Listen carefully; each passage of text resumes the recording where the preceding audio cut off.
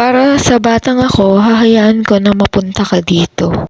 Hahayaan kitang danasin lahat ng hirap, lahat ng pagod, lahat ng sakripisyo, dahil lahat to pinangarap natin. Para sa batang ako, halika na, masarap na yung mga pagkain dito.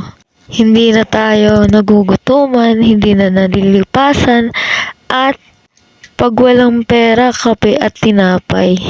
Kung dati hindi ka makapag-Jollibee, ngayon kahit saan na gusto mo itry, kayang-kaya mo na. Para sa katulad nung batang ako, magpatuloy lang magsumika dahil lahat ng hirap na pinagdaanan, mapapalitan niya ng ginhawa. Thankful and grateful ako sa taong pinakasalan ko dahil parehas man kaming galing sa hirap.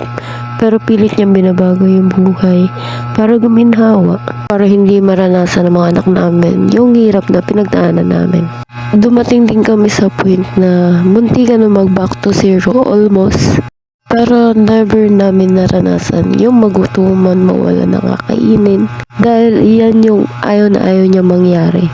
Para sa asawa ko, super proud ako sa'yo sa mga pagpupursige mo. Hindi mo paghinto, alam ko darating din yung panahon na lahat yan magbubunga, kaya magpatuloy lang tayo.